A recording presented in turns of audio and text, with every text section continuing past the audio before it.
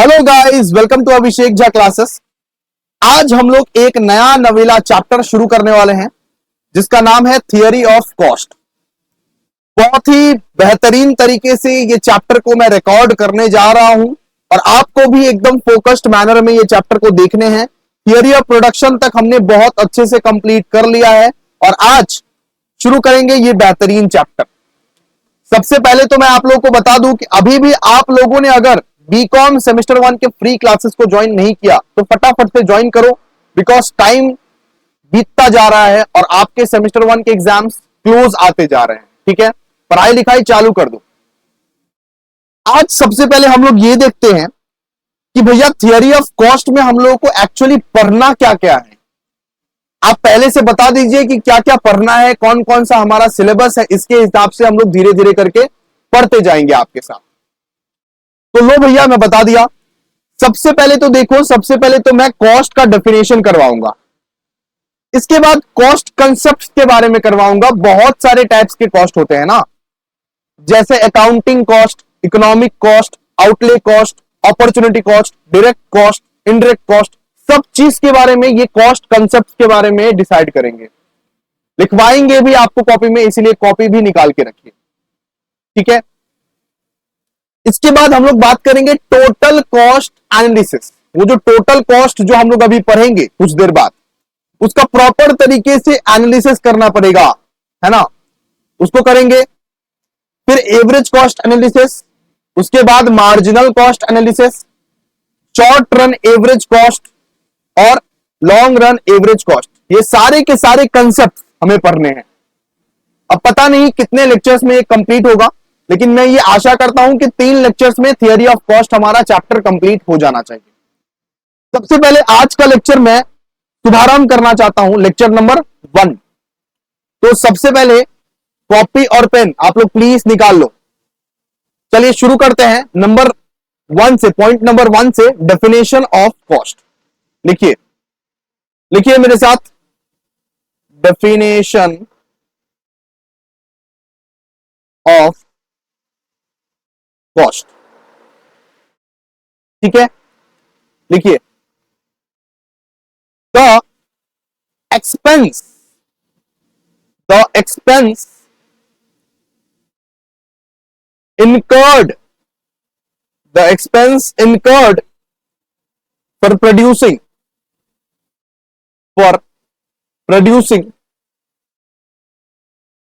commodity, for producing commodity by a firm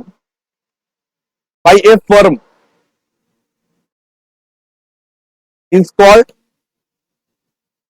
cost। यानी कि अगर मैं कोई भी चीज बना रहा हूं अपने फर्म में, मान लीजिए एक स्मार्टफोन बना रहा हूं, मैं अपने फर्म में मैं एक स्मार्टफोन बना रहा हूं, उस स्मार्टफोन बनाने में जितना खर्चा आएगा, उस स्मार्टफोन को बनाने में जितना खर्चा आएगा उसको मैं क्या बोलूंगा? कॉस्ट। बिल्कुल उसी को हम बोलते हैं कॉस्ट। आप कुछ भी बना रहे हो, फोन बना रहे हो, रोटी बना रहे हो, कॉपी बना रहे हो, पेंसिल बना रहे हो, रबर बना रहे हो, स्टेशनरी बना रहे हो, कोई भी चीज आप बना रहे हो, कोई भी चीज आप प्रोड्यूस कर रहे हो, उसको, उसका प्रोडक्शन में जितना भी आपका खर्चा पड़ेगा, जितना भी आपका एक्सपेंस होएगा, उसको हम लोग क्या बोलेंगे बाबू? कॉस्ट। उसको हम लोग क्या बोलेंगे? कॉस्ट। ठीक है, चलिए समझ में आ गया होगा कॉस्ट का मतलब। इसके बाद अब हम लोग बात करेंगे कुछ डिफरेंट कॉस्ट कंसेप्ट के। लिखिए second point, different cost concept. Cost मतलब क्लियर हो गया ना? अगर मैं कोई भी चीज प्रोड्यूस कर रहा हूं और उसके प्रोडक्शन में जितना भी मेरा खर्चा पड़ेगा उसको मैं बोलूंगा कॉस्ट। ठीक है, चलिए डिफरेंट कॉस्ट कंसेप्ट। आइए सबसे पहले बहुत सारे कॉस्ट के बारे में अभी हम लोग पढ़ने वाले हैं, ध्यान दीजिएगा। सबसे पहले हम लोग पढ़ेंगे एक्सप्लिसिट कॉस्ट। नंबर 1 में लिखिए एक्सप्लिसिट कॉस्ट। इसको हम लोग बोलते हैं अकाउंटिंग कॉस्ट, भी इसको हम लोग बोलते हैं, ठीक है, अकाउंटिंग कॉस्ट भी बोलते हैं इसको। इसके बारे में लिखेंगे सबसे पहले, आइए लिखिए, the actual expenditure, the actual expenditure, the actual expenditure on different factors of production, on different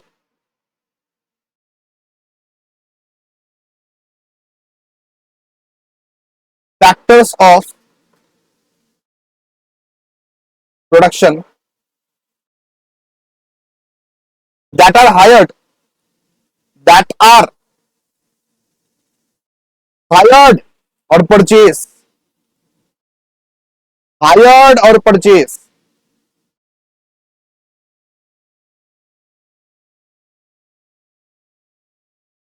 called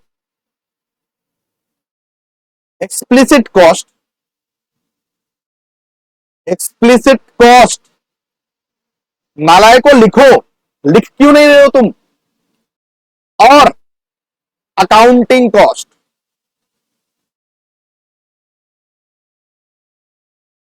ठीक है, एग्जाम्पल में दीजिए, वेजेस ऑफ वर्कर्स। तो एक्सप्लिसिट कॉस्ट या अकाउंटिंग कॉस्ट क्या होता है, जो खर्चा हम लोग करते हैं डिफरेंट फैक्टर्स ऑफ प्रोडक्शन को हायर करने में या परचेज करने में, उसको हम लोग बोलते हैं एक्सप्लिसिट कॉस्ट। भैया फैक्टर्स ऑफ प्रोडक्शन होता क्या है, सबसे पहले तो ये बताइए। फैक्टर्स ऑफ प्रोडक्शन का मतलब होता है लैंड, लेबर, कैपिटल। तो दोस्तों फैक्टर्स ऑफ प्रोडक्शन मतलब लैंड, लेबर, कैपिटल। एक लैंड को आपको रेंट में लेना पड़ता है या तो परचेज करना पड़ता है, लेबर को आपको हायर करना पड़ता है कि नहीं, कैपिटल को आपको इंटरेस्ट के साथ लौटाना पड़ता है, कुछ कुछ कुछ दिनों के लिए मांगना पड़ता है। तो वो सब क्या होता है नॉर्मली, मैं वो सारे सर्विसेज को या तो परचेज कर रहा हूं या तो हायर कर रहा हूं, उसको मैं बोलूंगा अकाउंटिंग कॉस्ट। प्यार से उसको और एक चीज बोल सकते हैं, एक्सप्लिसिट कॉस्ट, ठीक है। जैसे एग्जांपल हो गया वेजेस ऑफ वर्कर्स। अगर मैं वर्कर्स को वेजेस दे रहा हूं अपने काम करवाने के, मैं वेजेस दे रहा हूं वर्कर्स को, उसको क्या बोलता है, उसको बोलते हैं अकाउंटिंग कॉस्ट, ठीक है। सेकंड में आइए, सेकंड अब बोलेंगे इंप्लिसिट कॉस्ट। लिखिए,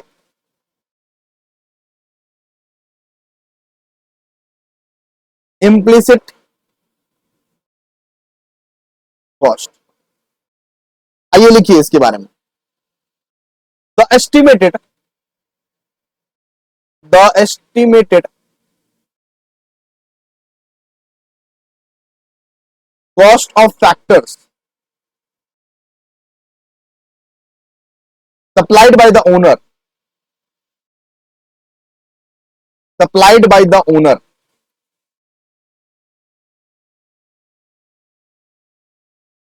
of the firm, of the firm for which, for which no payment are done, no payment are done, called implicit cost, called implicit cost,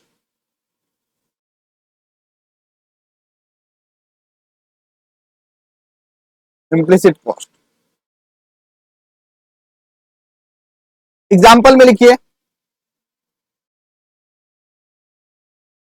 salary of the owner,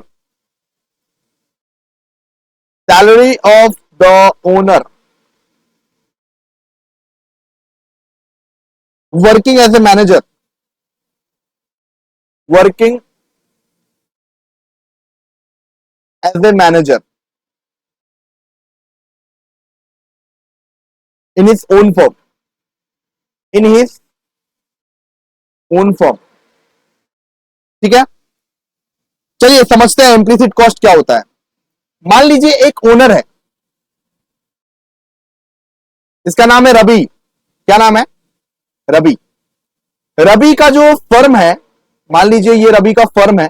okay, ये रवि का firm है, ये बहुत ज्यादा small size firm है। रवि को के पास उतना पैसा नहीं है कि वो मैनेजर अपॉइंट कर सके अपने फर्म के लिए। रवि के पास उतना पैसा नहीं है कि वो मैनेजर अपॉइंट कर सके अपने फर्म के लिए। तो रवि ने क्या किया?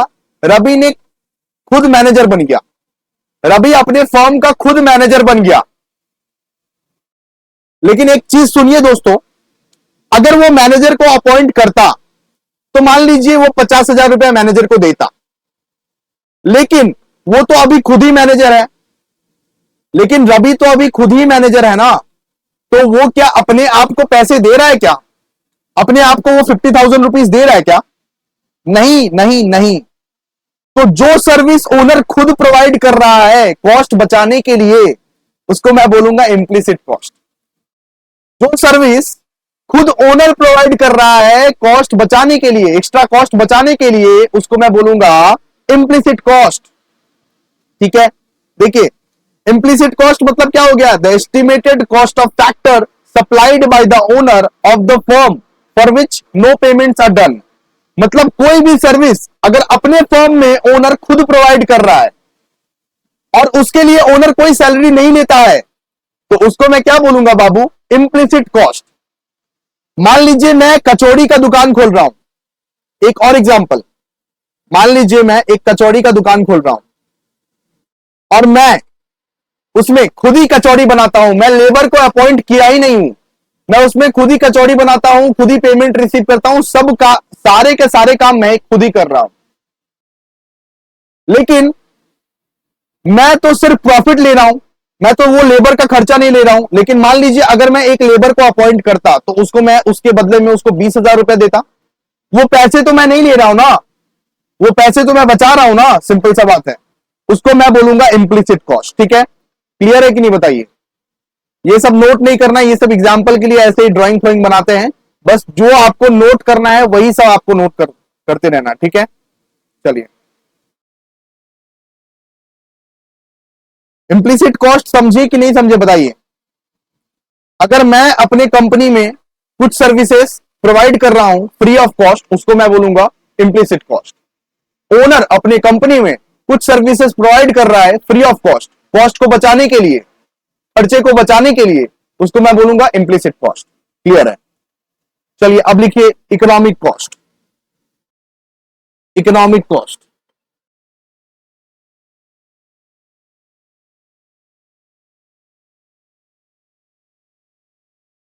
Economic cost. इकोनॉमिक कॉस्ट किसको बोलते हैं? एक्सप्लिसिट कॉस्ट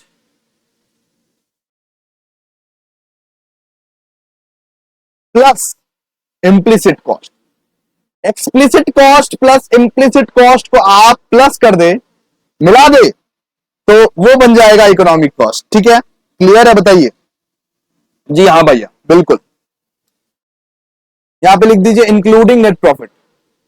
नेट प्रॉफिट को भी आपको उसमें इंक्लूड करना पड़ेगा, नेट प्रॉफिट को भी आपको उसमें इंक्लूड करना पड़ेगा, इंक्लूडिंग नेट प्रॉफिट। ठीक है, इकोनॉमिक कॉस्ट क्या होता है भैया? एक्सप्लिसिट कॉस्ट और इम्प्लिसिट कॉस्ट को मिला दे, क्या किए? मिला दे, उसको बोलते हैं इकोनॉमिक कॉस्ट। चलिए अब नेक्स्ट कॉस्ट लिखिए अपॉर्चुनिटी कॉस्ट।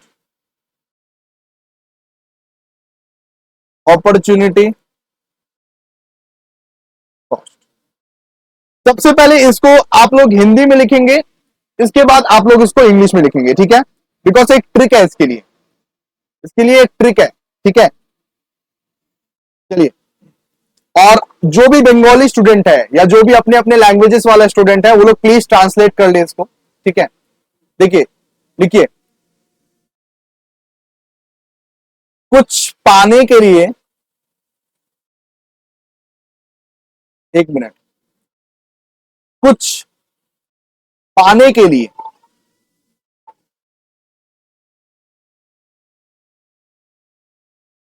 कुछ खोना पड़ता है, कुछ खोना पड़ता है, कुछ पाने के लिए कुछ खोना पड़ता है। जो खोया, जो खोया वो अपॉर्चुनिटी कॉस्ट, वो अपॉर्चुनिटी कॉस्ट। मान लीजिए मैंने एक कोचिंग सेंटर खोल लिया, एजे क्लासेस, अभिषेक झा क्लासेस। वहां पे मैं कमा रहा हूं 50,000 रुपए। लेकिन अगर मैं इस क्वालिफिकेशन के साथ, जो क्वालिफिकेशन अभी मेरा है, इस क्वालिफिकेशन के साथ मैं अगर अभी जॉब करता, तो उस कंडीशन में मैं 1 लाख रुपए कमाता। ठीक है, उस कंडीशन में मैं 1 लाख रुपए कमाता। तो दोस्तों देखिए, इसको ही बोलते हैं अपॉर्चुनिटी कॉस्ट। किसको बोलते हैं? कुछ पाने के लिए कुछ खोना पड़ता है, जो खोया वो अपॉर्चुनिटी कॉस्ट। मुझे टीचिंग अच्छा लगता था, इसलिए मैं एजे क्लासेस में आया, और मान लीजिए कि मेरा अर्निंग हो रहा है 50,000 रुपीज। वैसे कुछ नहीं हो रहा दोस्तों, मैं जस्ट ये शौक के लिए कर रहा हूं, जस्ट एक एग्जाम्पल दे रहा हूं आपको, हाइपोथेटिकल एग्जाम्पल। मान लीजिए एजे क्लासेस में मेरा अर्निंग कितना हो रहा है? 50,000 रुपीज। लेकिन उसी जगह पर अगर मैं एक जॉब करता, अगर मैं एक जॉब करता तो मेरा इनकम होता 1 लाख रुपीज। ठीक है, तो इसको मैं क्या बोलूंगा? Opportunity cost. ये है मेरा अपॉर्चुनिटी कॉस्ट। जो खोया वो अपॉर्चुनिटी कॉस्ट। ठीक है, क्लियर है? चलिए इसको प्रॉपर तरीके से अभी इंग्लिश में लिखते हैं। ऐसे करके अपॉर्चुनिटी कॉस्ट वापस लिखिए, इंग्लिश में प्रॉपर तरीके से इसको लिखते हैं, अपॉर्चुनिटी कॉस्ट। लेकिन वो ट्रिक लिख लीजिएगा, opportunity cost, opportunity cost, opportunity cost refers to the refers refers to the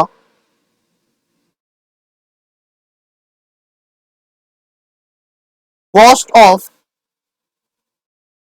foregone opportunity। जो अपॉर्चुनिटी मेरे हाथ से चला गया, उसकी कॉस्ट को हम बोलते हैं अपॉर्चुनिटी कॉस्ट। ठीक है, उसके कॉस्ट को हम लोग बोलते हैं क्या? Opportunity cost, foregone opportunity.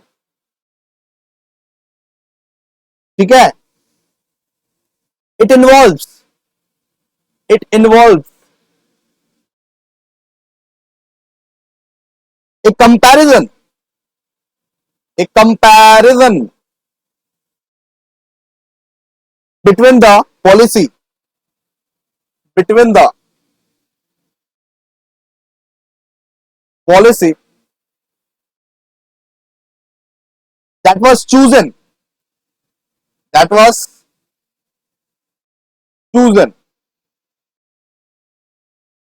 and the policy that was rejected, and the policy that was rejected। ठीक है, तो ये एक कंपैरिजन है, जो मैं चूज किया और जो मैं रिजेक्ट किया। जैसे कि मैं अगर जॉब में जाता तो मैं 1 लाख रुपए कमाता, और एजे क्लासेस में मैं 50,000 रुपए कमा रहा हूं, तो मेरा अपॉर्चुनिटी कॉस्ट 50,000 का हो गया नॉर्मली, है ना? तो नॉर्मली इसको हम लोग बोलते हैं अपॉर्चुनिटी कॉस्ट। जो खोया वो अपॉर्चुनिटी कॉस्ट। ठीक है, चलिए इसके बाद लिखिए, फुल स्टॉप देखें, they are not recorded in the books of account, they are not recorded in the books of account। ठीक है, क्लियर है कि नहीं बताइए? इसके बाद लिखिए रियल कॉस्ट, इसके बाद लिखिए रियल कॉस्ट। रियल कॉस्ट क्या होता है बता रहे हैं? कितना नंबर पॉइंट चल रहा है? रियल कॉस्ट लिखिए पहले, real cost, real cost refers refers to the cost of pain, cost of pain, आजकल का जो निब्बा निब्बी को पेन होता है ना वही वही वाला pain, cost of pain, sacrifice, discomfort,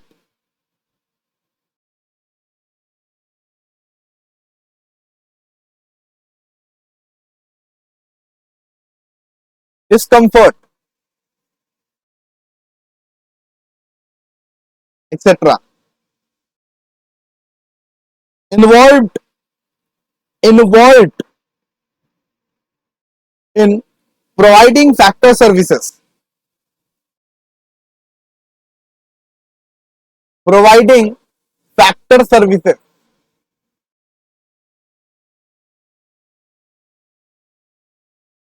towards production, towards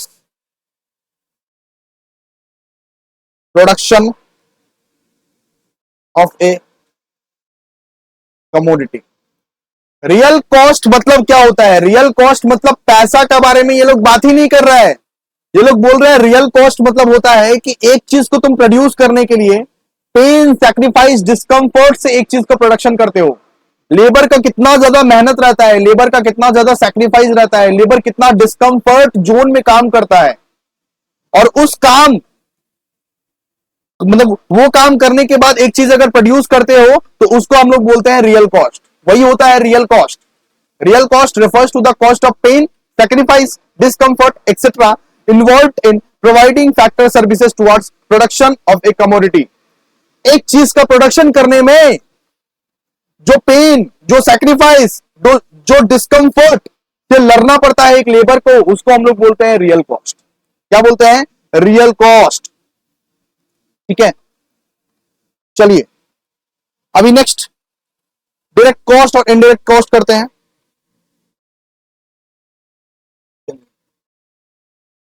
next जो भी नंबर है लिखिए।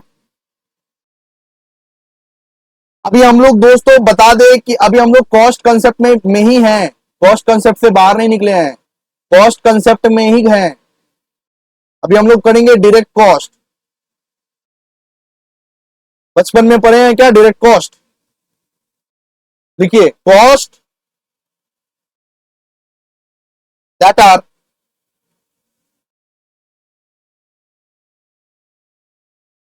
readily identified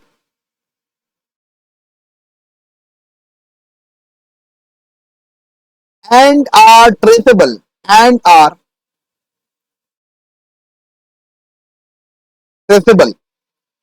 to a particular product, to a particular product.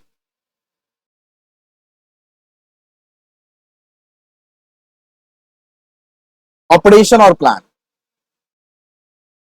operation और प्लान। ठीक है, इज नोन एज,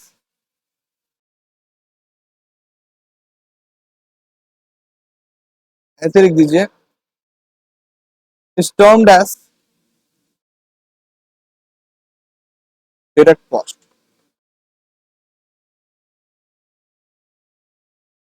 तो दोस्तों देखिए, डायरेक्ट कॉस्ट मतलब क्या होता है? Cost that are readily identified and are traceable to a particular product, जिसको आप लोग ट्रेस कर सकते हैं, जो कॉस्ट को आप लोग आइडेंटिफाई कर सकते हैं, रेडिली आइडेंटिफाई कर सकते हैं, उसको हम लोग बोलते हैं डायरेक्ट कॉस्ट। ठीक है, उसको हम लोग क्या बोलते हैं? Direct cost. जो आप लोग आइडेंटिफाई कर सकते हैं कि ये कॉस्ट किधर से लगा, ये खर्चा किधर का है ना। चलिए अब बात करते हैं इनडायरेक्ट कॉस्ट का।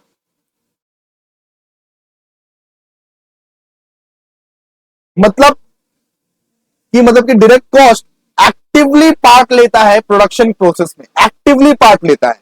और इनडायरेक्ट कॉस्ट मतलब जैसे सुपरवाइजर का सैलरी दे दिए, गेटकीपर का सैलरी दे दिए, ये इनडायरेक्ट कॉस्ट है ना। सुपरवाइजर तो प्रोडक्शन नहीं करता है, लेकिन ये इनडायरेक्टली कॉस्ट लग रहा है हमारा, तो उसको हम लोग बोलते हैं इनडायरेक्ट कॉस्ट। एडवर्टाइजमेंट का खर्चा कर दिए, इनडायरेक्ट कॉस्ट। तो डायरेक्ट कॉस्ट जो इजिली ट्रेसेबल है और इनडायरेक्ट कॉस्ट नॉट ट्रेसेबल है। है ना, इनडायरेक्ट कॉस्ट। लिखिए इसका भी, cost which are not readily which are not readily identified identified identified nor visibly traceable।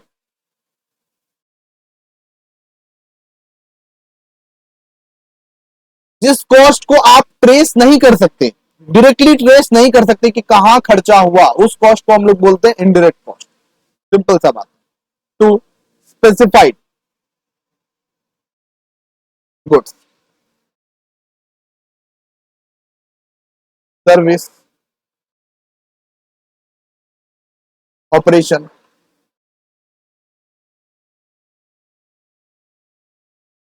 Etcetera. ठीक है, ये होता है इनडायरेक्ट कॉस्ट। चलिए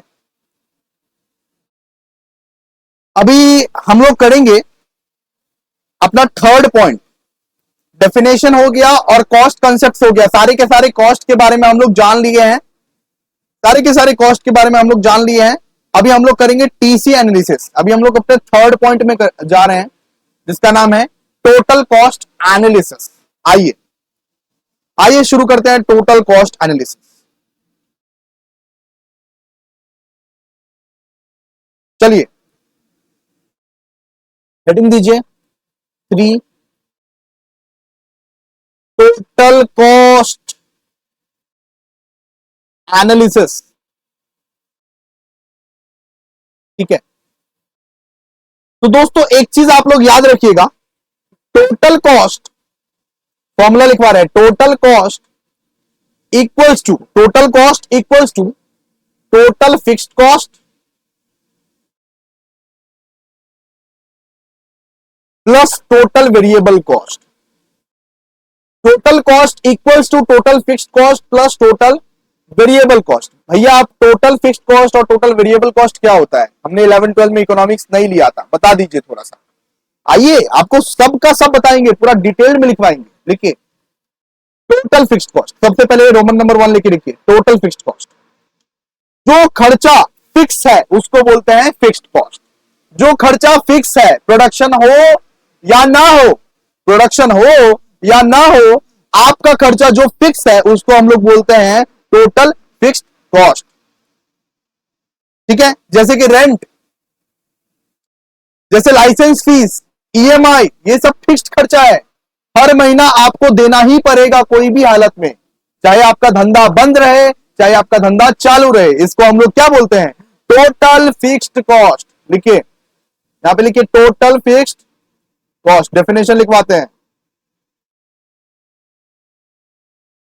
the cost of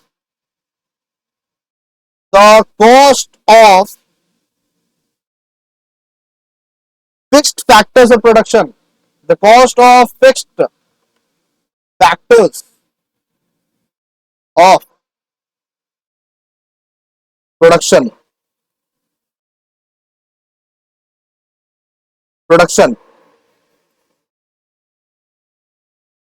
called fixed cost,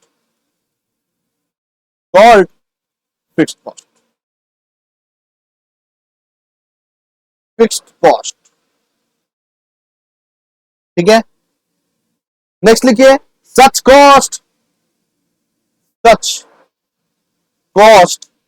exist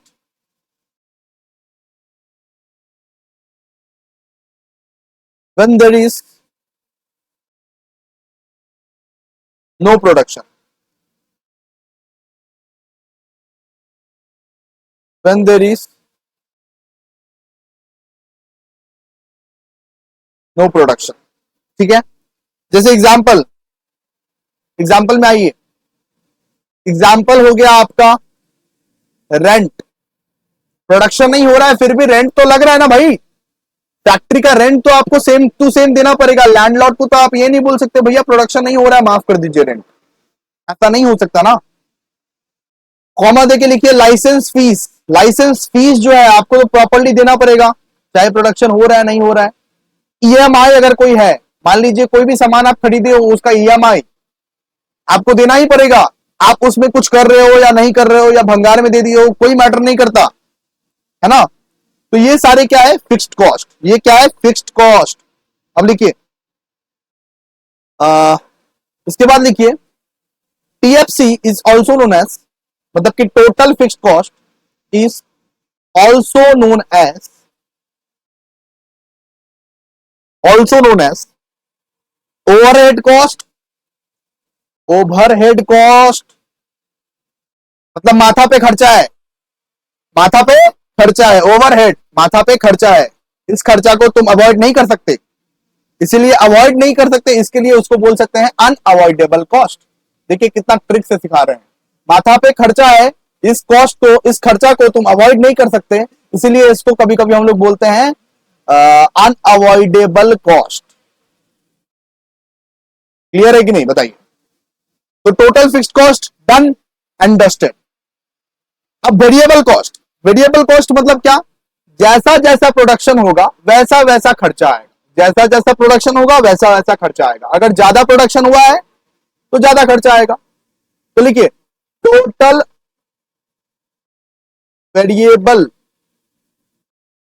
cost क्या होता है, द कॉस्ट, एक मिनट पेन चेंज करने दीजिए, अच्छे से लिखेंगे। The cost of variable factors of production, of variable factors of production, variable factors of production called variable cost, called variable cost, variable cost। ठीक है, such cost मतलब जिस हिसाब से आप प्रोडक्शन कीजिएगा ना उस हिसाब से आपका खर्चा भी पड़ेगा। जैसे कि रॉ मटेरियल का खर्चा, ठीक है, लिखिए सच cost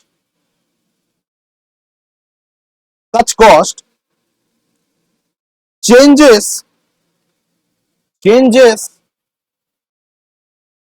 directly with quantity, directly with quantity. Quantity जैसे जैसे करके चेंज होता रहेगा वैसे वैसे करके वेरिएबल कॉस्ट भी बाबू चेंज होता रहेगा। ठीक है, नेक्स्ट पैरा में लिखिए वेरिएबल कॉस्ट इज नील, बड़ा बड़ा करके nil, when there is no production. Variable cost एकदम शून्य रहेगा जब कोई प्रोडक्शन नहीं हो रहा है। ठीक है, when there is no production, when there is no production। ठीक है, एग्जाम्पल में लिखिएगा जरा, एग्जाम्पल में बाबू भैया लोग लिखिएगा cost of raw material, raw material का खर्चा, ये एक वेरिएबल कॉस्ट है। जिस हिसाब से आप प्रोडक्शन कीजिएगा उसी हिसाब से आप रॉ मटेरियल खरीदिएगा, है कि नहीं। उसके बाद इलेक्ट्रिसिटी चार्जेस, इलेक्ट्रिसिटी जलाइएगा तो होगा, नहीं जलाइएगा तो नहीं खर्चा होगा, है ना। इलेक्ट्रिसिटी चार्जेस, फ्यूल बोल सकते हो आप, मशीन में जो फ्यूल लगता है, मशीन में जो पेट्रोल लगता है, डीजल लगता है, उसका भी खर्चा वेरिएबल कॉस्ट है। मशीन अगर चलेगा तभी तो फ्यूल का इस्तेमाल कीजिएगा ना आप लोग, प्रोडक्शन बंद रहेगा तो फ्यूल का इस्तेमाल किस चीज का। नेक्स्ट है ट्रांसपोर्ट चार्जेस, बराबर जो ट्रक रहता है जिसमें माल पहुंचाते हो आप लोग, अगर प्रोडक्शन ही बंद रहेगा या प्रोडक्शन ही चालू नहीं रहेगा तो फिर ये तो वेरिएबल कॉस्ट है, और एक्सेट्रा बहुत सारे कॉस्ट है, जैसे कि पैकेजिंग कॉस्ट भी एक आता है ना। तो समझे कि नहीं बताइए। चलिए अब फीचर्स लिखते हैं, अब तीनों का फीचर्स लिखते हैं एक एक करके। आइए देखिए फीचर्स, फीचर्स सबसे पहले टीएफसी से स्टार्ट करेंगे। टोटल फिक्स्ड कॉस्ट का फीचर लिखेंगे, टोटल फिक्स्ड कॉस्ट। आइए, TFC equals to 120 for quantity 0। Number 2 में लिखिए, TFC always remains constant, TFC always remains constant. TFC हमेशा एकदम सेम ही रहेगा। क्वांटिटी ज्यादा प्रोड्यूस कर रहे हो, कम प्रोड्यूस कर रहे हो, टीएफसी को कोई मतलब नहीं है। फिक्स्ड कॉस्ट हमेशा सेम ही है। फिक्स्ड कॉस्ट जो लगता है वही लगता रहेगा। क्लियर है कि नहीं? कांस्टेंट। अब लिखिए टीबीसी, टीबीसी का फीचर लिखते हैं, टीबीसी लिखिए नंबर 1 में, TVC equals to 0 for quantity 0। अगर क्वांटिटी 0 है तो टोटल वेरिएबल कॉस्ट भी 0 है ना जी। क्वांटिटी 0 है आपका तो टोटल वेरिएबल कॉस्ट भी 0 है ना। बकलोल समझ पा रहे हो ना? चलिए नंबर 2, टीबीसी फर्स्ट डिक्रीजेस, देखिए first increases, sorry, TBC first increases eight decreasing rate. सबसे पहले टीबीसी जो होता है वो डिक्रीजिंग रेट में इंक्रीज करता है। चार्ट में आपको दिखाएंगे नेक्स्ट क्लास में, जब चार्ट बनाएंगे पूरा का। सबसे पहले मतलब कि टीबीसी क्या करता है, इंक्रीज होता है डिक्रीजिंग रेट में। क्लियर है? इंक्रीज होता है डिक्रीजिंग रेट में। इसके बाद टीबीसी देन डिक्रीजेस, फिर धीरे धीरे करके कम होने लगता है at increasing rate, at increasing rate.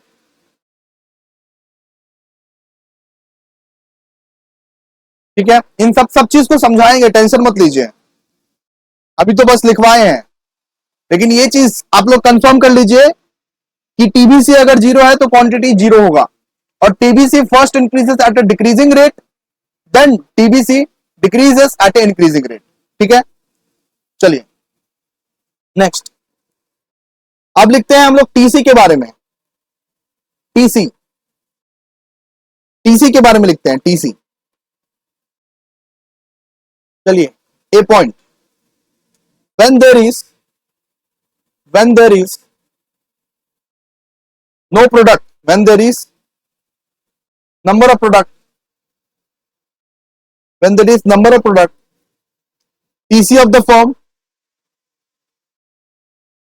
TC of the firm is 250. What is the fixed cost of the firm? What is the fixed cost of the firm? Of the firm. इस तरीके से एक क्वेश्चन लिखिए आप। ठीक है, अब लिखिए यहां पे TC minus TVC equals to TFC. ये बात आप लोग मानते हैं कि नहीं बताइए? टोटल कॉस्ट से अगर टोटल वेरिएबल कॉस्ट को आप लोग अगर माइनस कर देंगे तो क्या निकलेगा answer? Total fixed cost. Total cost से अगर टोटल वेरिएबल कॉस्ट को माइनस करोगे तो निकलेगा टोटल फिक्स्ड कॉस्ट, जो कि हमेशा कांस्टेंट रहता है, जो कि हमेशा कांस्टेंट रहता है, कांस्टेंट, ये हमेशा कांस्टेंट रहता है, सेम सेम रहता है total fixed cost. T, TC minus TFC equals to TVC. अगर आपके पास टोटल कॉस्ट है और टोटल फिक्स्ड कॉस्ट है, टोटल कॉस्ट के साथ टोटल फिक्स्ड कॉस्ट को आप माइनस कर दिए तो आपका निकलेगा क्या भैया? टीबीसी निकलेगा, जो कि कांस्टेंट नहीं रहता है बिल्कुल। आप तो समझाए हैं, ये राइजिंग होता रहता है, ये धीरे धीरे बढ़ता ही रहता है। टोटल वेरिएबल कॉस्ट धीरे धीरे बढ़ता ही रहता है, बिकॉज ये डायरेक्टली ट्रेसेबल है ना। इसके बाद डी पॉइंट में लिखिए TC curve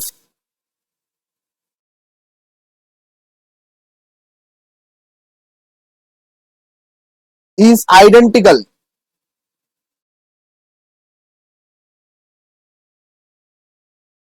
to TBC curve. मतलब टीसी कर्व के जैसे ही टीबीसी कर्व है, समझे कि नहीं बताइए? टीसी कर्व के जैसे ही टीबीसी कर्व है। अब पूरा का पूरा चीज डिटेल्ड में समझेंगे नेक्स्ट क्लास में। तब तक के लिए आप इतना ही लिखिए। Okay, BCom semester 1 free classes को ज्वाइन नहीं किए हो तो फटाफट से ज्वाइन करो और ये फ्री एजुकेशन का लुत्फ उठाओ, क्योंकि ऐसे एजुकेशन तुमको बहुत बेस्ट से बेस्ट टीचर्स भी नहीं दे सकते। ठीक है, चलिए, थैंक यू, मिलते हैं नेक्स्ट वीडियो में।